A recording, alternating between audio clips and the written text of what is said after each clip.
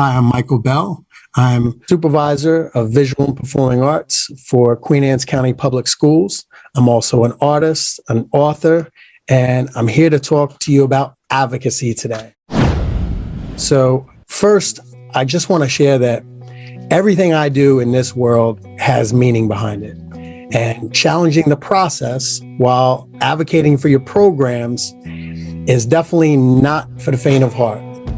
Now, if you want to change the culture, climates within your building, within your district, within your communities, it all starts with the relationships that you forge, and that all begins with why it is that you do what you do, and how can we all become the leaders we are all looking for.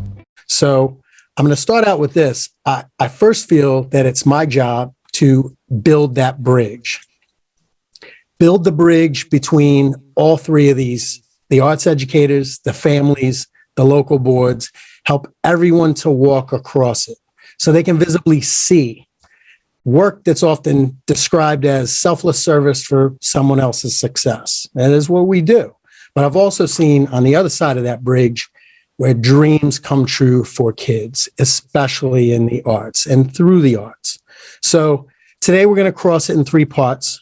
What educators can do, how can we bring families on board, and how can we show our local boards the impact that lies beyond the data points that they're just so accustomed to only seeing.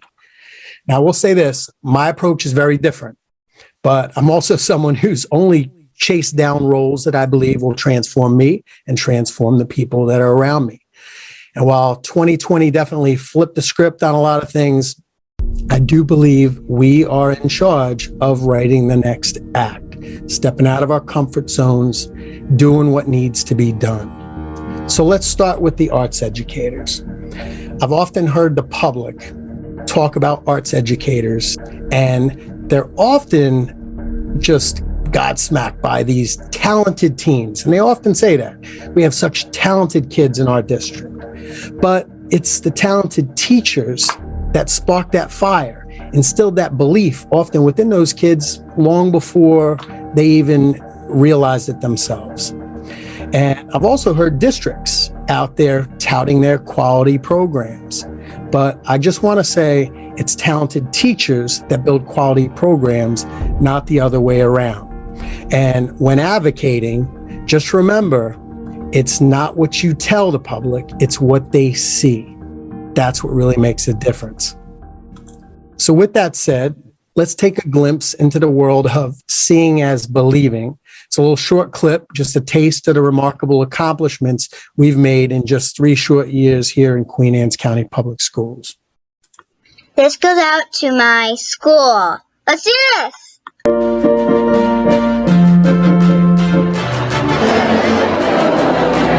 Where is it?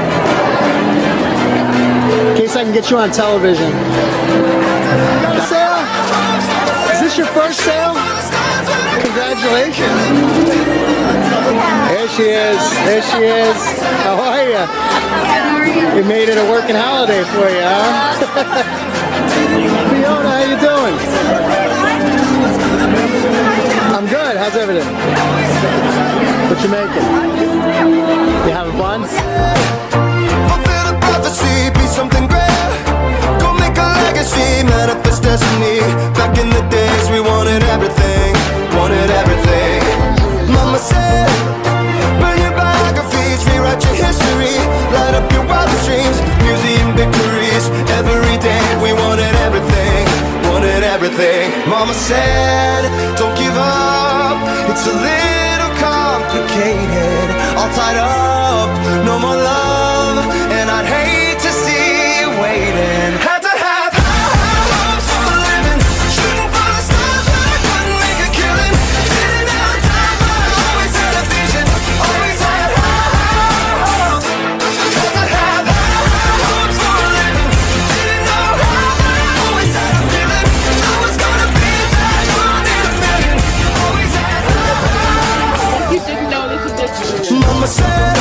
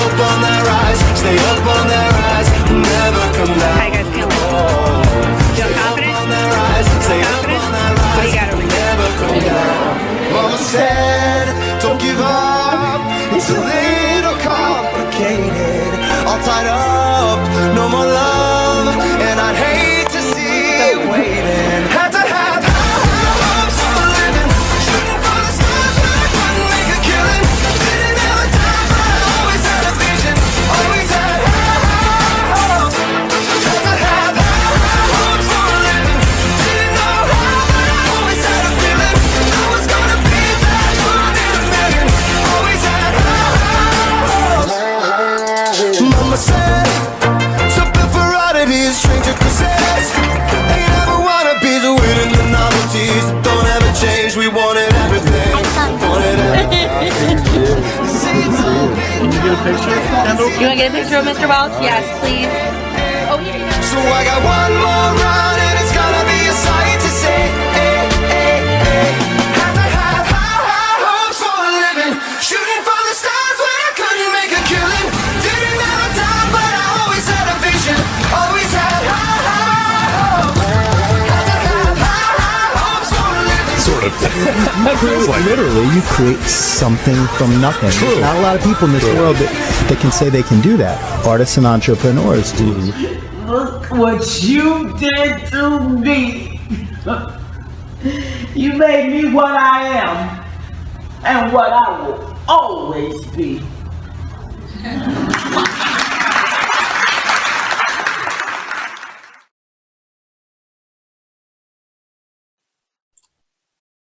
I shared this video that I compiled with my teachers across a lot of various disciplines. I'm also a supervisor, not only of fine arts, but also school library media, world languages, a whole host of other duties as assigned in Queen Anne's County. So I do like to advocate and spread it around. But this one was dedicated to our beloved media specialist, Jamie Gettings Welsh, who passed away this year unexpectedly. And his student ended up winning first place in the statewide conflict resolution bookmark art contest. So we're spanning across disciplines. So getting back to the three areas of focus that I bulleted, what we're really talking about is this. It's really not the bullet points. It's this. It's this perfect triangle. And when it's connected, the school has a great rapport with the home trusts the school, the local boards and the community are well informed. Kids are just simply surrounded with love and everybody's happy. When it's not connected, school blames the home blames the school, community blames everybody, and nobody's happy. So connect these worlds. And the reason is, I believe, this is what I believe the purpose of education is it's the cultivation of the human spirit on a journey of self-discovery. Our kids, they want to know if you see them. They want to know if you hear them, and they want to know if they matter. After all, that's really the first thing a child ever learns from us, is whether we truly care or not. Now, here's your sea of basic needs. Same model, coincidentally, interestingly enough, if you look at it, as a gang members. Same model that gang members use to initiate. So my question to you is, are you smarter than a gang member? And are you creating opportunities for affiliation that are stronger than the undercurrent that's pulling them in other directions out there? If you are, you most likely have got the juice. You're one of those arts educators that's got that. And this is about knowing what it is that we do best, knowing who we are. I mean, I've often said Vegas knows what Vegas does best. We have to know what we do best. What are we known for? What are you known for within your schools? What are you known for within your district? And who are your students? Do you know them? Do you really know them? What they might become? I personally have tried to make the arts the involvement canvas, if you want to say it that way, that really bridges that gap between the community and the school system. And make no mistake about it, we are in the relationship business. And without story, there is no brand. Let me say that again. Without story, there is no brand. So I began helping our teachers share these stories. I began seeking them out. Actively seeking them out. I personally challenged my teachers to find me stories about outstanding student artists, aspiring student artists. And so far to date, I've written around 40 articles. I partnered with our local newspaper editor who helped me turn this idea into a reality. And we now have the Queen Anne's County Public Schools Visual and Performing Arts Teen of the Week articles. And we've expanded to include preteens of the week, not leaving out our elementary school age kids as well. We also started to make champions. Now, this was a goal. Make no mistake about it. It wasn't by accident. It wasn't by happenstance. Make our teachers rock stars put them in the spotlight, and put student achievements front and center for the arts at the local, the state, at the national level. And the minute I came in here, we did that right out of the gate. And this was Jenna, who went on to Savannah College Art and Design recently on a $48,000 scholarship. She's winning first place in the state at the First Lady's Gallery exhibition, the very first one I was a part of as a supervisor. So in the age of seize the data, I want to make sure that our teachers aren't missing out on opportunities to still seize the day. Have those John Keating, Jaime Escalante, Aaron Grillo type of moments. These are my data points. These are things I'm looking for from our teachers. Now, give you a little backstory. So when I first got here and arrived in this district, the only real exhibition in the county was this superintendent's gallery, which is nice, but it's downstairs in our Board of Education. Space is limited, exposure is minimal, and there's not much foot traffic. As a professional artist myself, I know the value of exposure. And so right away, I knew that while I was going to maintain this gallery space for people to come in the building, the kids needed to have a game. The teachers needed to have a game. I mean, let's be brutally honest here. Our athletes aren't going to sign up for football and pour their blood, sweat, and tears into practice every day if there were no games. Touching that field, playing underneath those Friday night lights, in front of their friends, their family, their communities. That's so important. It goes back to those SEA basic needs. So we needed to level up here. We needed to have a game. That spring, I created our district's first ever art scene, which is 2 student shows kicking off like fireworks exploding at both ends of the district. They happen the same week, but on different nights. And they include all feeder schools, K to 12. They complete with a National Art Honor Society induction ceremony for the high school age students. And that's a new thing for the district as well. And why the high schools? So why host them at the high schools? This is what's so important. Those kids that are in elementary school, middle school, that aren't in the high school yet, they've now formed a positive attachment to that school before ever even setting foot in the door. How important is that? So that'll help build your programs. And it's recognition for kids of all ages. We're definitely the new game in town. I will say that. So that's what's important about creating a game. But here's the impact that we can also have on families. So families, I've found over the years, families will get involved and they will help. They will really help you if what you do is visible and it's of quality. After all, tangible results, that's what builds the magic of momentum. So we need to create that environment in a way that it's an environment that kids can thrive in and learn best, where they're having some serious fun. That yields achievement. And that also is validation for families when they see it, especially if they've never had an artist in the family before. So Art Scene also became the venue to tout out children's successes in front of every family, because we wanted to make sure these shows are as highly attended as any sporting event, which is key. Successes like this one, this is Kara, who over 28,000 votes were cast for this statewide I Voted sticker contest. Hers was the student that earned the most votes across Maryland and was declared the winner. Cool thing was the winning designs were exhibited on a year-long statewide tour beginning at the Maryland House of Delegates. And the winning student artist and their teacher each received gift cards for new art supplies and a Gover citation, and their carriers with our First Lady Yumi Hogan. So this really gave our district a lot of statewide exposure. So I give her all the credit in the world, and Stephanie Zeiler, her teacher, for entering her. Now, Art Scene is also where we began honoring our new Scholastic Art Award winners. If you don't know about Scholastic, more than 77,000 teens in grades 7 all the way through 12 from around the nation submit over 165,000 works annually in about 30 different categories. There's some of our first winners. And I will say this, Andy Warhol, he won a Scholastic Art Medal when he was still in high school. So these kids are now an elite company. It's a big deal.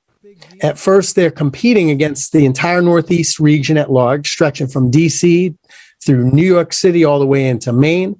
And if they make it past the regionals by earning a gold key, they get to compete with the rest of the country and the nation. So I'm a former 3-time national gold medalist educator, and this is what that medal looks like. And man, is it fantastic to be in Carnegie Hall and be celebrated in front of the world.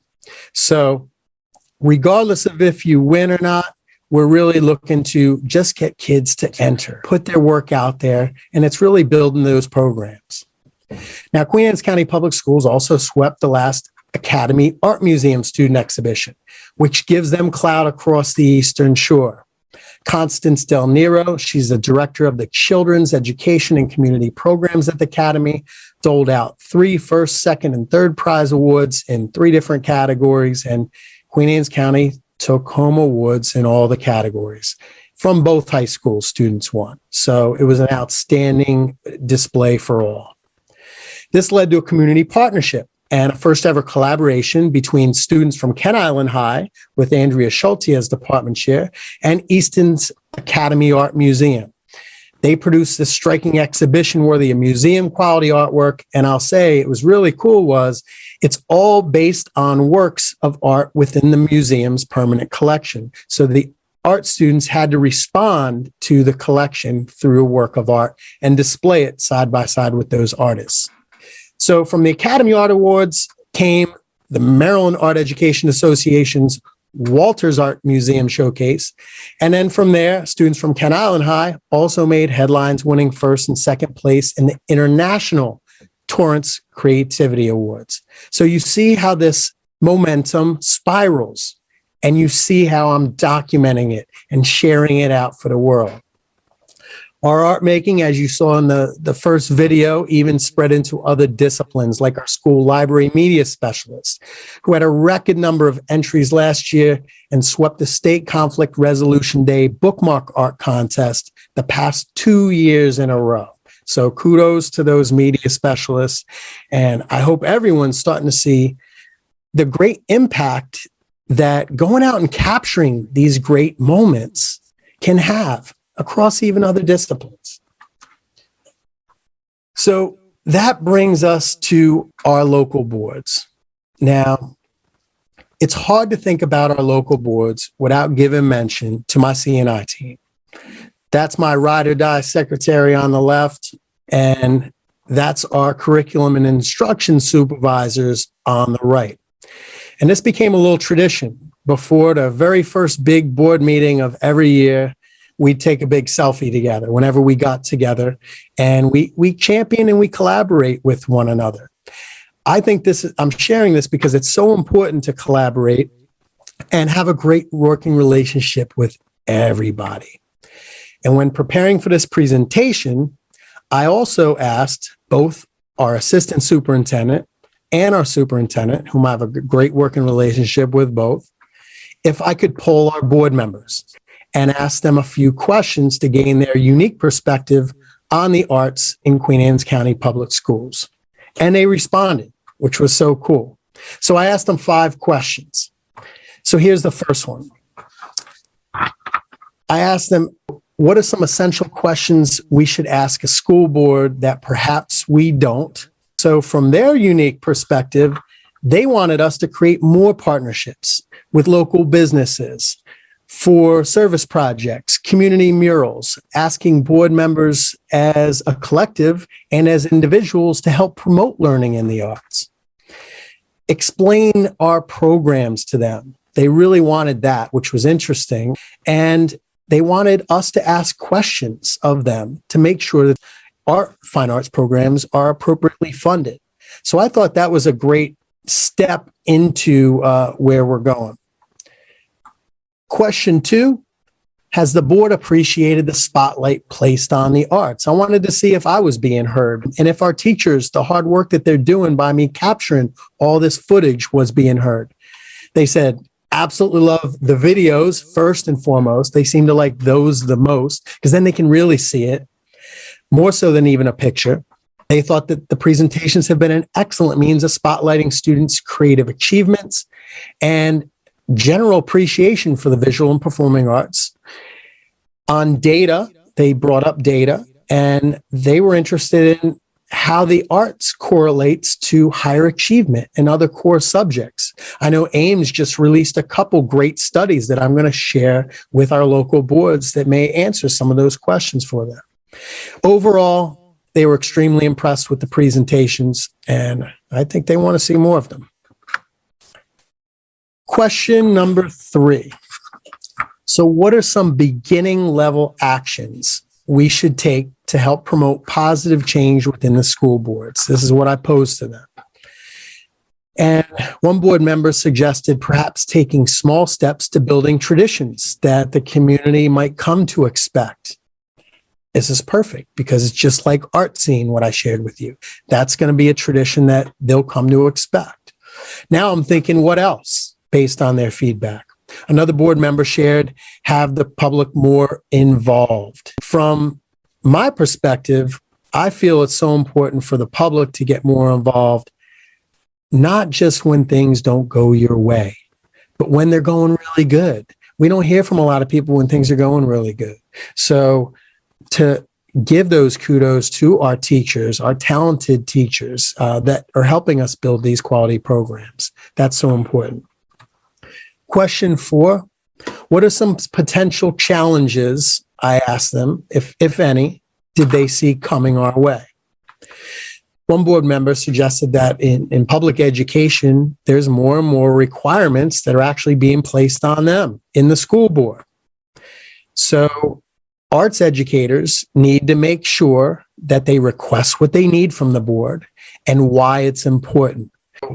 I read that as don't allow yourself to get lost in the shuffle because they're dealing with a whole host of other issues. It's not that they're ignoring the great work that you're doing, but it's got to be constantly in front of them. It's got to be constantly in their face.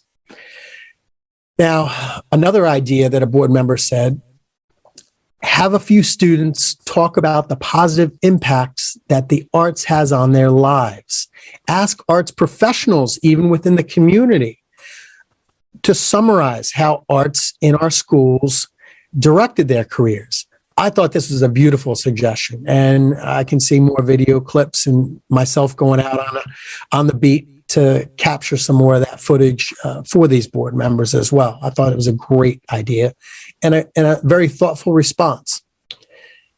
And the 5th question that I posed to them, how could our art educators, our families, community supporters better connect and build solidarity with our local school boards?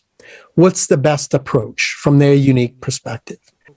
Their response to me was create a parent, teacher, citizen focus group or committee of some sort that focus on awareness, promotion, or the importance of K-12 learning in the arts.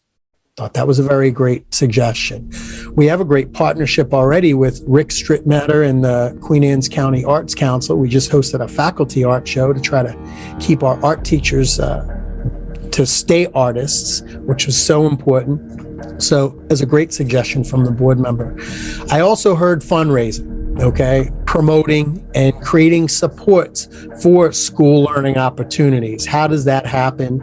And updates on what's coming up. They want to know when there's something happening in the arts. How do you inform your board? Lastly, they really wanted, again, be involved and be in contact with them. Educate the board on what's going on in your departments. So I think this is very important. There's a lot here to unpack. And I got a lot out of this myself. My biggest takeaways, the board, they want to be just as involved as you want them to be involved. So that was a huge takeaway for me. They want to be our partners, but like any partner, I believe you have to, like I said, show them a quality product worth championing. And if you do, as supervisors, bring your superintendents in on the fold in what you're doing. Help contribute to your superintendent's vision and allow your vision to flourish in the process. Because if you want to lead people, I mean, let's face it, you got to have somewhere to go. I want to thank our board for providing me with such valuable feedback, and thank our superintendent and our assistant superintendent as well for granting me that access to them. It's all about these relationships that keep moving us forward. Partnerships. So speaking of partnerships, this is us winning together across my various teams, creating many partner trips. Notice what I did there? Not just partnerships or field trips, but a merge of both. Partner trips.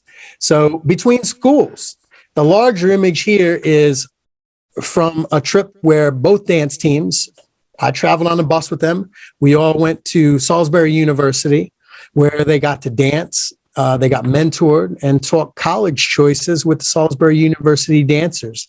This was organized by our state dance organization, which was fantastic.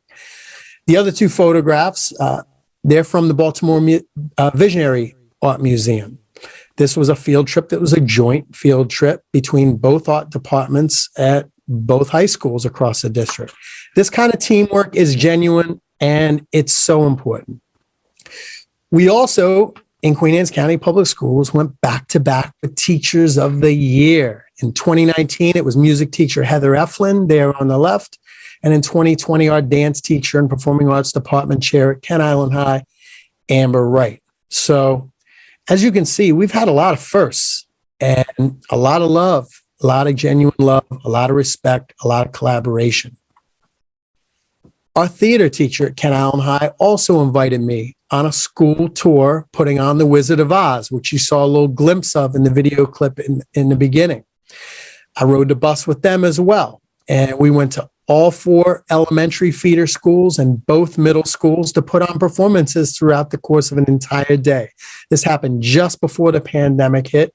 And it was just an amazing experience for those kids, even going behind the scenes, even for me to see what took place behind the scenes and the effort that went into putting on such an incredible performance.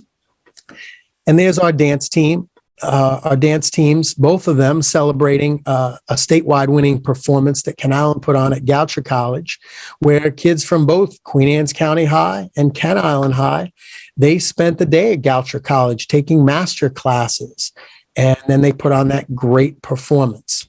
Now, I will say this, there's something to be said about having great teachers, and I also think having a solid curriculum in place is important too.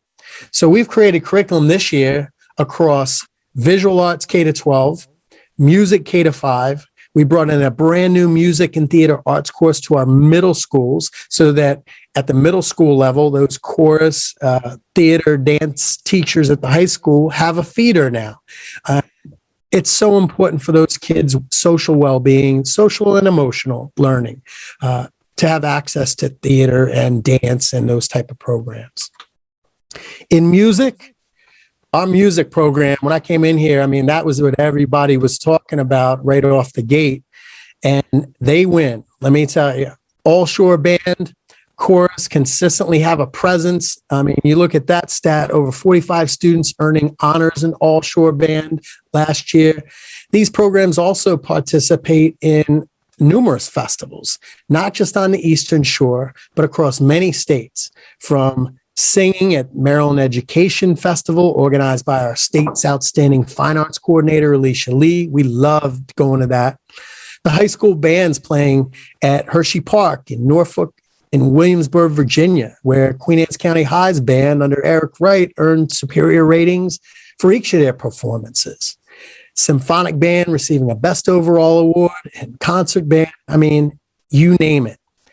Going back to All Shore, it's an interesting little story. We have one teacher that, speaking of data, I'm not sure she knows that I've seen this, her tracking this. There's our band director, Heather Fullerton at Centerville Middle. She tracks entries annually and shares those stats with the public. And it's something I used to do as an art teacher with Scholastic. And she probably doesn't know this. She will now. But sharing this out to the public, I mean, she's had 577, I counted them up, 577 students audition for All Shore, 326 students selected since 2003. So her program's got a game. And both our band and chorus programs and theater programs at the high school level, our dance programs, it goes without saying, they've got games. Ken Island High's band, Kim Mogeson, they even made it to Carnegie Hall. Doesn't get any better than that. So that's making champions in a monumental way. And for me, my role, keep sharing out their stories. We also took all state. So the past 5 years, only one student from the Eastern Shore has earned one of those spots, and I give all the credit in the world to our outstanding band directors and dance teachers for helping inspire the kind of hard work and dedication that is exemplified here when it pays off. And in 2020, Queen Anne's County Public Schools was recognized as the 2020 Best Communities in Music Education. Now, this is a national honor. It's the first time in history that we made this prestigious list. Our band director, Kim Mogeson, worked really hard to get the data all together for this. And just 754 school districts nationwide were selected. QACPS was one of only 6 districts in Maryland selected. So kudos to our music folks. In art, we celebrated our first ever advanced placement studio art and design courses in the history of Queen Anne's County Public Schools a couple years ago. And we've had a 100% pass rate, 100% the past 2 years that we've had AP in the district, with lots of perfect scores of 5. So we're doing something right. And who says? And we also brought, music theory, AP music theory to both high schools, sending both of those teachers to AP training. So who says music and art aren't competing with the content areas when it comes to being college and career ready? We certainly are in Queen Anne's County. Now, our National Art Honor Society students, they also participate in service projects like this one, Art for Your Home. This is a project we collaborated with through Rick Strittmatter and the Queen Anne's County Arts Council, where students created art for homeless, transitioning into homes for the very first time. And what a special way, instead of giving them art that people didn't want anymore, discarded, to have these students create art specifically for those individuals. So this is very powerful. And on the right there, our students at Queen Anne's County High also participated in the Centerville chapter of Rotary International this year. Just outstanding groups of students whose talents were brought out by very talented and caring teachers at our schools. And we spread the wealth around. We brought them into the board meetings for spreading that wealth publicly with students, teachers who were honored for their scholastic art achievements, principals even. When Principal Schreckengoss was honored as a finalist with the AEMS Leadership Awards. And I will tell you this, when we were getting in the car, we were driving out there, and Principal Schreckengoss saw the article in the newspaper hit that he was up for this finalist through AEMS that I nominated him for. And he said, "So I'm the arts principal now. I can't even walk this back if I wanted to, could I?" And he's exactly right. And that's what it's about. It's about bringing our principals on board with what we do too, and allowing them some, time in the spotlight with our teachers as well. And even though 2020 forced many of us to be virtual, we still took place in First Lady art exhibitions. We also became recognized as state leaders in the arts. There's myself, Miss Zeiler, being recognized. We brought a couple other teachers on board to deliver statewide presentations on providing for authentic artistic voice and encouraging communication with parents in the art elementary setting. So I personally delivered over 20 virtual workshops across the state and at the national level when we were going virtual. And this is so important to keep conversations alive. I've got some great supervisor colleagues too that I've leaned on across the state. Our fine arts supervisors, media supervisors, world language supervisors, we're in constant contact. We're in constant talks to try to make opportunities for kids. So I want to shout out to all our supervisors across the state. Where did all this lead? State panel discussions on planning the 2021 art seasons in visual arts, chorus, band. I even teamed up with our ELA supervisor, Ms. Passon, delivered 8 district PDs that cut across all disciplines, from fine arts to ELA. We reached about 225 to 275 teachers per session. I was also selected for the National Art Education Association's National Convention. And while 2020 was canceled eventually and we went virtual with 2021, I plan to present again about our district's art scene at the National Convention in New York City this spring. So, without giving away all my secrets, I'm going to end with this. When it comes to advocacy, having a vision can change a culture. Instilling belief, being the leaders you are looking for, and making marks that the public, that your local boards, that families cannot ignore. There's a lot of kids out there contemplating their future, their very uncertain future, especially in the arts. So we need to keep providing an experience of a lifetime, meaningful experiences that challenge the process. And it all starts with hope. Hope that creates moments that can turn into movements, that instills belief. So keep fighting, everyone. Keep dreaming big and keep the arts alive. We certainly are in Queen Anne's County Public Schools. Thank you for having me.